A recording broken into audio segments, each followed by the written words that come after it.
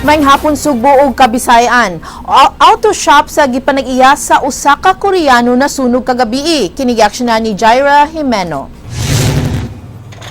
Naog daw ang usa ka shop nga gipanag-iya sa usa ka Korean national sa sitio Kauswagan, Barangay Bangkal, Dakbayan sa Lapu-Lapu kagabi. Matud pa sa nakasaksi, iyang nakita ang usa ka sakyanan nga nagkayo. Di pagmata na mo, kuha na, nagsiga na ba? So, di na ito ma-identify yun sa iyo.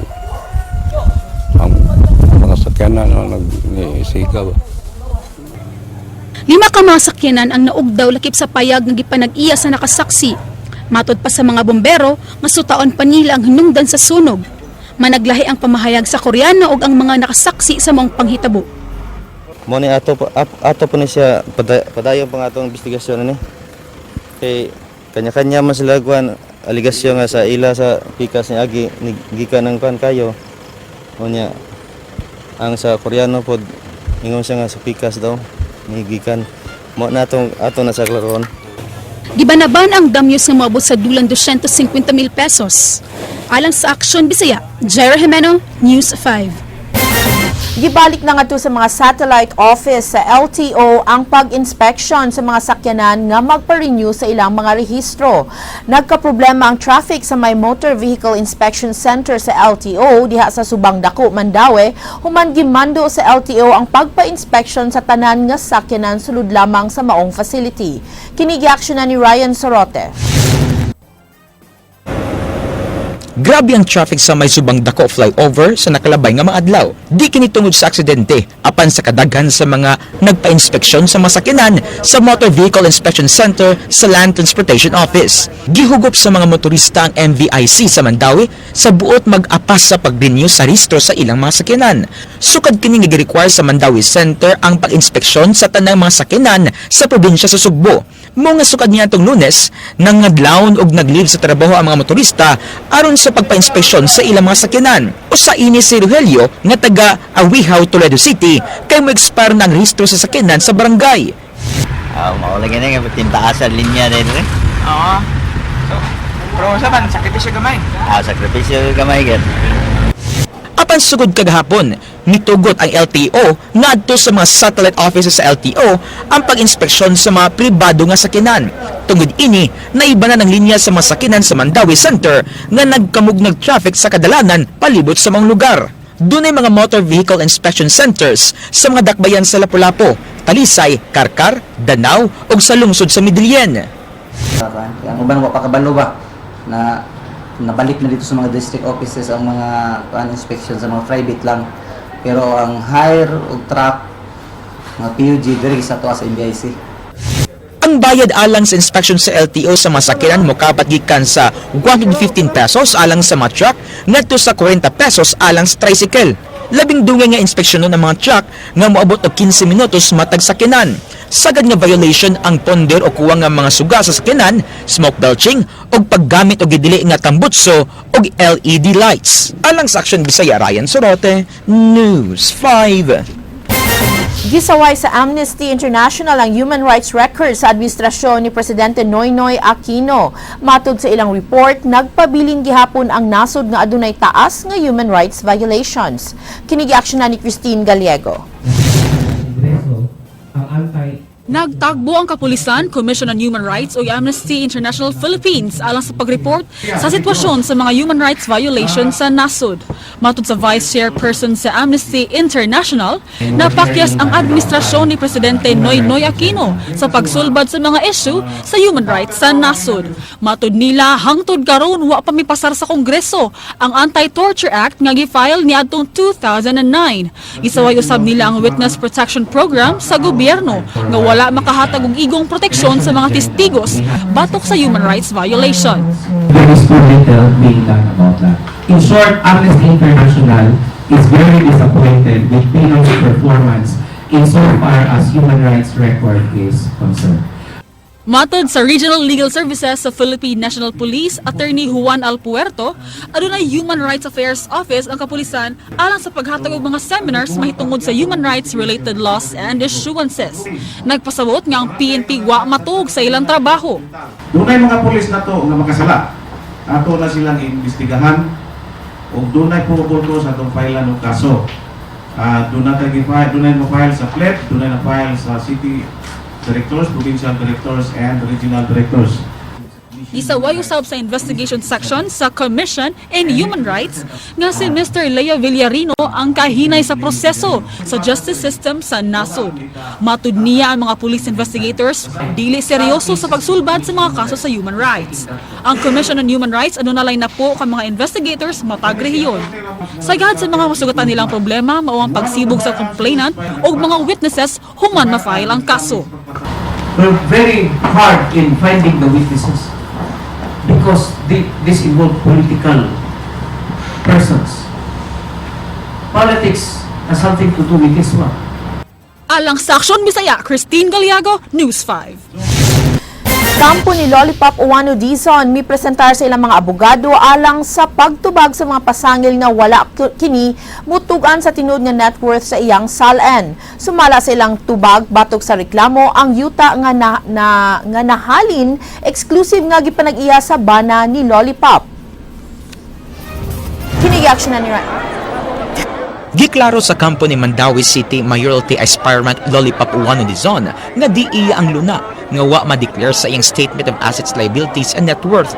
Matud sa abogado ni Lollipop, ang luna sa subang dako exclusive nga gipanag-iya sa iyang bana nga si Jojo og dili conjugal property sa managtiayon. Ang yuta na acquire sa bana ni Lollipop niadtong ulitaw pa kini. Na-declare kini ni Lollipop sa iyang 2011 SALN apan wala na sa 2012 ug 2013 human kini mahalin. Matud ni Attorney Gloria Dalawampo, wa sila'y kasabutan uban sa iyang bana nga apil siya nga makapanag-iya ni ini.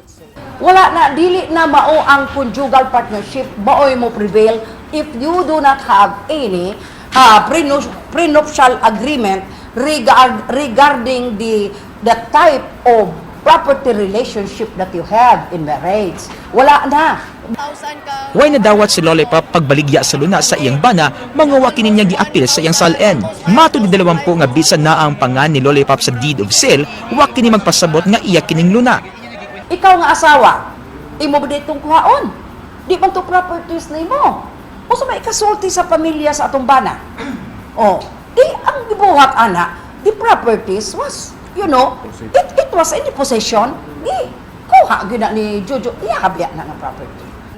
Pagkakaron, tubagon una nila ang pasangil ug wa pa sa plano nga pag-file og counter charges batok sa mga reklamante. Giulagway sa kampo ni Lollipop nga politically motivated ug pagpangdaot ang pagpasak og kaso ug aduni nagpaluyo ni ini. Binuang ra ning kaso ha. It's purely political lang. We are confident nga once ma-file na ton tubag dito sa ombudsman, ma-dismiss ning kaso. And mga tao mismo makasabot ra pod. Example ra kay noy. Pero ra gud ang maminyo ta maiko sa atong asawa mahalin yang yuta gida sa atong kasal. Kitay mo angkon, di ba? Sagdan ginato siya, tagaan ta niya, lipay ta. Inaana ra ginay nahitabo. Alang sa Aksyon Bisaya, Ryan Sorote, News 5.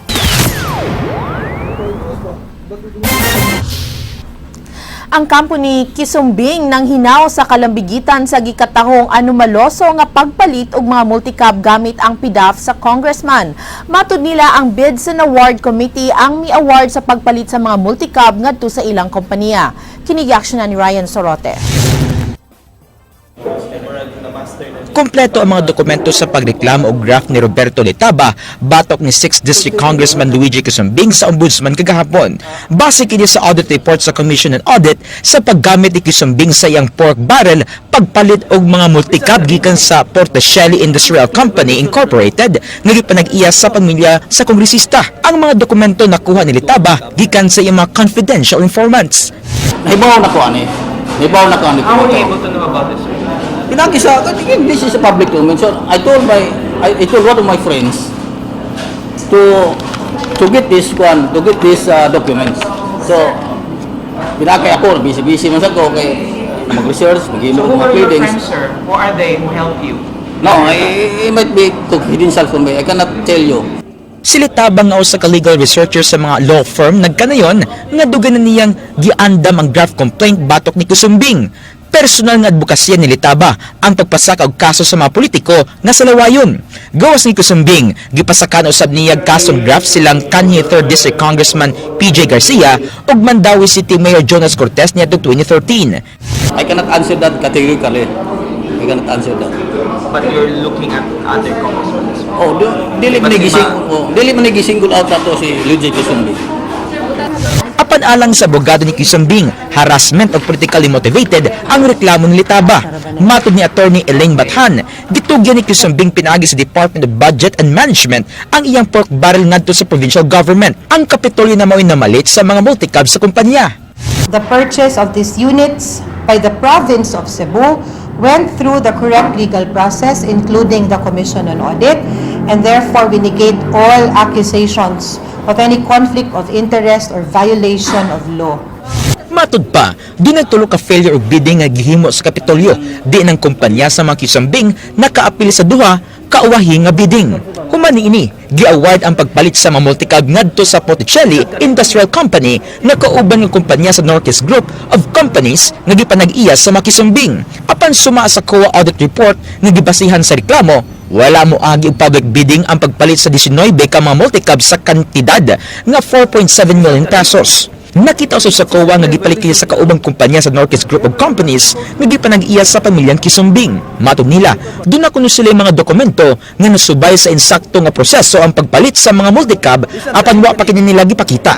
There was a bidding, yes. We were the only one that were there, and we placed our bid. So it went through the process. In fact, if you are familiar sa procedure with the province, they do not even issue the check to the company unless it is already signed by COA. Alang sa Action Bisaya, Ryan Sorote, News 5. General Services Office sa Dakbayan sa Talisay nagbantay karon batok sa paggamit sa mga sakyanan sa Dakbayan alang sa pagpangapanya sa mga politiko. Kini gi-aksyonan ni Nika Mayabo. Gihugtan ang pagbantay sa Talisay City General Services Office ang paggamit sa mga politiko sa mga sakyanan atol sa ilang pagpangampanya. Si Juan Vivar, ang hepe sa GSO, Talisay mibutyag nga kung adunay tawo ang mo-complain kalabot sa kalapasan, upahigayon usab sila dayon og investigasyon. Kiklaro ni Vivar nga wala sila gahom sa pagbadlong sa mga multicab nga anaa sa kabaranggayan. Matod ni Vivar, dili nila itolerate ang mga abusar sa paggamit sa sakyanan kay ila usab nga gibantayan ang alokasyon sa gasolina niini matag bulan. We do not allow that for that purpose kay ginadili gyud na siya. Samtang gihimakak usab ni Talisay City Mayor Johnny De Los Reyes, migamit og sakyanan sa gobyerno atol sa iyang opening salvo. Matod niya, ang ambulansya nga iyang gigamit, iyang gipanag-iya og dili sa gobyerno. Gani amo pang naabtan si De Los Reyes nga personal nga nag-ayo sa brake og green ang plate number niini. Gobyerno nga gigamit nako, wa gyud ako nagamita og mga ingon tarong mga opening salvo, mga unsa diha. Oh, wala na kay hibalo ko nga nakadungog ko sa radyo na hibalo ko nga dili na. Ang kadagkuan sa ombudsman ni bahad nga tangtangon sa ilang serbisyo, ang si bisan kinsang politiko ang mapamatud-an nga migamit sa kahimanan sa gobyerno sa ilang pagpangampanya. Alang sa Aksyon Bisaya, Nika Mayabo, News 5. Nagpabilin nga active ang eruption sa Canlaon Volcano human kini mobuto ni atong Martes sa gabi. Aduna pa mga ginagmay nga seismic activity nga na-monitor sa PHIVOLCS. Kini gi-aksyonan ni Jinky Rusit. Pinaagi sa Light Shipping Corporation among gitabok ang Tanyan Strait ug naabot ang siyudad sa San Carlos sa Negros Oriental. Among tuyo mao ang pagsusi sa labing uwahing kahimtang sa paglihok sa Mount Canlaon nga unang mibuga og kayo ug abo niadtong Martes sa alas 6 sa gabii. Gikan sa among nahimutangan sa light shipping, kinahanglan pang mobiyahe og usa ka oras aron makaabot sa Barangay Pula nga duol sa bulkan. Pag-abot sa bukirang bahin sa Barangay Pula, linaw na ang bulkan ug stable na kini. Sud sa 24 oras mitala na og upat ka volcanic earthquake sa Philippine Volcanology and Seismology dinhi sa Dakbayan sa Canlaon. Apan sigon sa mga barangay officials dinhi sa Barangay Pula, way ang ngayang kabalakan ng mga residente tungod kay ang mga ashfall gipalid kini siya paingon sa Negros Occidental. Si Konsehal Ramil Velando mapasalamaton sa hanging amihan kay naluwas sila sa posibleng mga kadaot sa panglawas labi na sa ilang mga uma. Way mga lama sa abo nga natagak sa mga kabalayan ug sa mga kaumahan. So wala ray dakong kadaot kay wala pa ang hangin siguro di agi tayo apektado gid ang mga pananom diri. Mato ni Kapitan Rodolfo Bulia, di pa ngayang irekomendar ang state of calamity kay alang nila normal ra ang ilang palibot ug way ti mailhan nga apektado sila sa pagbuga og aso ug kayo sa Mount Canlaon. Apan hugot ang monitoring nila sa area. May evacuation center diri sa Pula Elementary School. So andam na ang atong mga nagunit sa yawi ana nga i-open kung ang mga residente nato sa Barangay Pula nga i-evacuate na gid sila. Base sa FIVOLCS, doon na pa'y mga gamayng pagtayog sa yuta sa Canlaon City apan di kaayo kini mabatyagan sa publiko. Pagkakaroon doon na pa'y mga pagbugas sa abo sa Barangay Sagang sa La Castellana, Barangay Araal ug Yubo sa La Carlota City ug Barangay Ilihan sa Bago City, Negros Occidental. Nangyayari na eruption tapos may asphalt. So kailangan ng advice namin sa mga tao kung walang gas mask, pwede sila gumamit ng any cloth na binasa. Basahin mo na ang yung halimbawa sabin, tapos i-cover na ang ilong nila sa bibig. Si Canlaon City Mayor Jimmy Jaime Clerigo miingon nga andam ang syudad sa Canlaon sa pagtabang sa mga maapektuhan kung kinahanglanon. Apan iyang awhag siyang konstituwente nga di maalarma kay under control ra ang sitwasyon. We do na tayo ipadala dito nga mga responders from the disaster team. Kung nakita nato nga wag yoy angayan, no? Although the incident command system atong gi-preparar, ready na ning tanan, the evacuation center nakahanda na. Gikan dinhi sa Mount Canlaon alang sa aksyon Bisaya, Jinky Rosit, News 5. Pideya nabalaka nga mas daghan nga mga batan-on ang mogamit sa gidili nga drogas tungod sa pagbarato sa presyo sa shabu. Ang pagbarato nini gituuhan nga naggikan sa kompetisyon sa nagkadaghan sa namaligya sa gidili nga drogas. Kini gi-aksyonan ni Mariel Tayco. Sumala sa information officer sa PIDEA, sagad ilang gikahadlukan nga mudaghan ang mga estudyante nga mogamit sa gidili nga drogas tungod sa pagmeno sa presyo sa shabu. Bisan sa presyo kaniadto, aduna nay mga estudyante na madakpan tungod sa pagkaadik sa gidili nga drogas. Affordable usab ang marijuana nga gigamit niadtong nagsugod-sugod pa sa paggamit sa gidili nga drogas. Sa interview kang Russell Niebras, information officer sa PIDEA, aduna sila supply reduction and demand reduction campaign. Tinguha sa ilang buhatan, minumenos ang demand sa drugs pinaagi sa preventive education sama sa lectures. In-intensify pa gihapon nato sa operations namo, no? Diri sa supply reduction and focus jud ni sa demand reduction nang moabot gid dito mga batan-on na para muusos gid ang nato sa market. Luwas sa paggamit ng drogas na matikdan sa nila nga gigamit ang mga minor de edad nga gihimong mga drug couriers sa mga namaligya og shabu. Apprehension sa mga ang cases na agad ng mga bata kay alang sa Aksyon Bisaya, Mariel Tayco, News 5.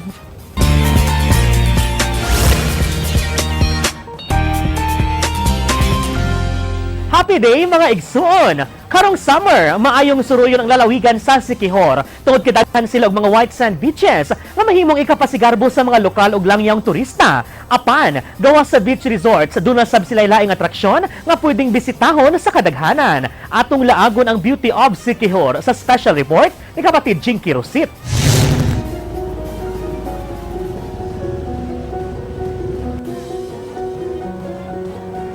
Niadtong Huwebes Santo gidagsa sa mga lokal ug langyang turista kining century-old enchanted balete tree sa Lazi, Siquijor.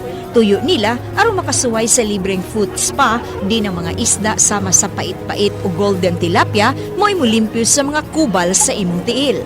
Sa 5 pesos nga environmental fee, malingaw ka na. Tuig 2014, diyang gisugdan kini og develop sa gobyerno. Ilim na ni siya og labanan. So, ang mga konsaon naghihimo ra usa og donation. Tapos nakita ni sa mga tourism, so gi-adapt nila para i-appeal ni sa tourism nga kuan. itinerary nila. Ang Israeli national nga si Dror first time nga nakasuway ni ini. Apan ang abogado nga si Alan Piloton nga gikan pa sa Cebu, di gyud mosipyat sa pagbisita dinhi matag bakasyon tungod kay relaxing kini alang niya. Nice. Is it relaxing? After a couple of minutes, it's good. Di kini na ko mamiss.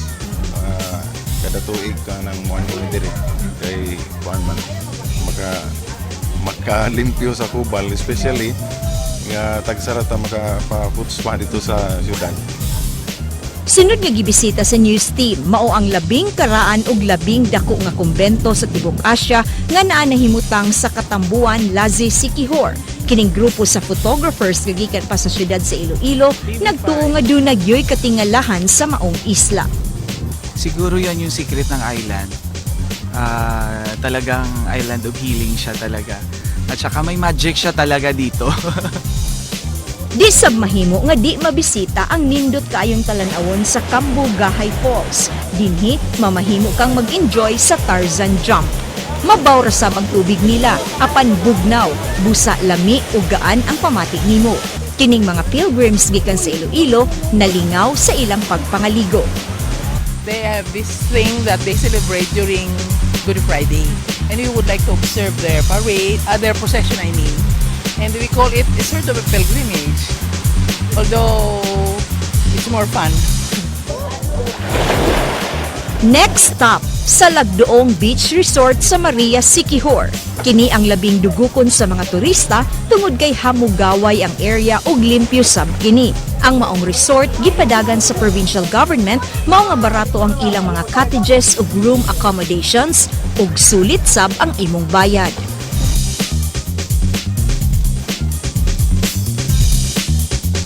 Dinhi sa San Juan, Siquijor, nahimutang ang labing nindot nga dagat tungod sa pino kaayo nila nga buhangin ug taas nga baybayon. Kining grupo sa mga turista mas gipili ang mag-star dinhi sa JJ Backpackers tungod kay barato na, limpyo pa. Sa kantidad nga 300, duna kanay tent nga good for 2. Dinhi sab ang nindot nga site kung gusto kang mulantaw sa sunrise ug sunset. Amo ra gyud nay para na mga bisan og ship ni, pero among gikuan ang quality ug ang standard para sila kuan mogbal o komportable, magkuan sila makapanabi pud sa uban niya kanang mga travelers nga adto mo didto. So i-maintain pud nimo nga ang lugar nga komportable sila sa ilahang puy-an. Well, syempre nindot kaayo ang Siquijor kay depende sa mong gusto. Kung gusto ka maligo sa dagat, nindot kaayo na idaghang nga korales, makaligo, makadive, bisan unsa. Og ang isla diri, nindot kaayo. Opo, akong first time dito sa Siquijor, grabe, maupay! Magandang dito sa Siquijor. Tinguha karon sa gobernador sa Siquijor nga mas maila sa laing nasod ang ilang lalawigan isip usa sa mga top tourist destination sa Pilipinas. Ang mapasigarbo nato dinhi sa lalawigan sa Siquijor amo ni ang ato ang mga beaches. White sand, and we have almost zero crime rate. Fresh air, ang beauty of Siquijor. Ug mo kadto naglangkob sa Light News karong hapon. Alang sa walay karapusang mga chika, umanikon ninyo matag alas 8 sa buntag, weekday sa Rated JP sa Radyo 511.9 News FM Cebu. Kini si JP Laucat Serra ng Word of the Day nagkanayon. Ang lalaking sobra kong magpamacho, malamang macho din ang gusto. Agay!